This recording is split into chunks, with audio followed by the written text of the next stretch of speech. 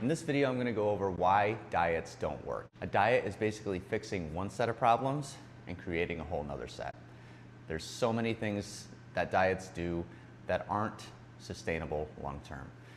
So I'm going to go over the top 3 reasons why diets don't work. Number 1 is it's all a temporary fix. Even the word dieting itself, I don't like.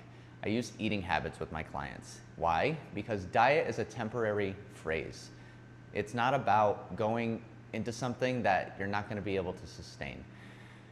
Obviously, you have to be able to tamper into certain habits, and you have to kind of ease into it, but that looks different for everybody. The main idea is you don't want to feel like you're forced into doing something, because when you feel forced to do something, the adherence to do it is going to go away. So if you look at certain diets, there's carnivore, there's keto, there's low carb, there's Mediterranean, especially fad diets.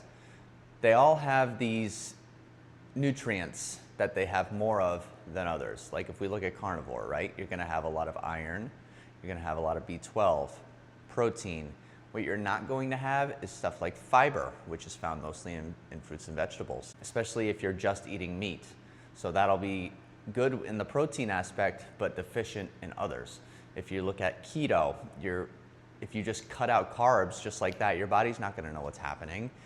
You have to taper into it. Obviously, there's benefits to keto, but it's not about just going from nothing to all in to something.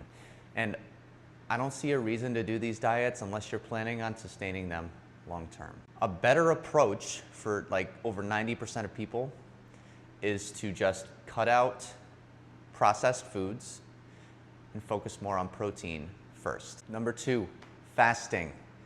Fasting is something I wanted you to get out of your head completely. This video is meant to be for beginners who have been heavy for a while and have not been successful in losing weight.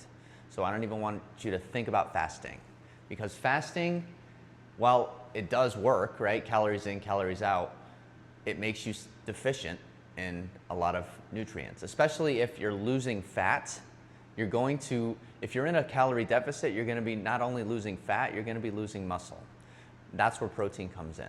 So you gotta make sure that you're consuming protein. And if you're fasting, you're gonna miss your protein, and muscle loss is inevitable. I've been working with a lot of people over the years, and women always say that, oh, why is it so easy for men to lose weight and it's so hard for us? It's because that men naturally, biologically, have more muscle mass. And muscle mass naturally makes our body more efficient with our metabolism. It makes us burn more calories at rest just simply by existing in our bodies. So it's not their fault, it's not your fault, it's just biology. That's okay, because knowing this information could be beneficial. This is why fasting is more detrimental to women than men. So instead of cutting everything out or cutting down too much on certain things, make sure if you don't want to overeat, you get the proper supplementation and you're just doing it the right way. Because is being overweight bad for your health? Yes, it is. Is being nutrient deficient bad for your health? Yes. You don't want to attempt to fix one problem and create another. And then number 3, the overwhelm. Diets are overwhelming. People get so fixated in the all or nothing mindset of being a perfectionist and having to track and having perfect macros, perfect micronutrient profiles. It's not about that. It's about taking the small steps forward, 1% better. Getting that awareness, getting that structure around your life, around where you are right now. You got to start where you are and work your way up.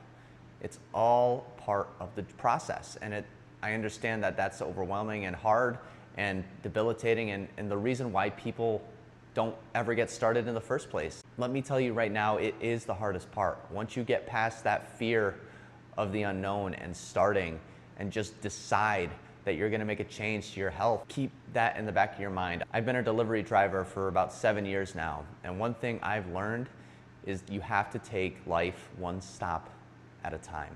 If you don't take things one stop at a time, you're gonna get overwhelmed and you're gonna wanna quit. If you finally decided that you wanna change your life in 2026, I made a video talking about how people think they're too busy to start Here's a video talking about why you're not. If you learned something new this video, please make sure to leave a like. It really helps show it to more people who might need it.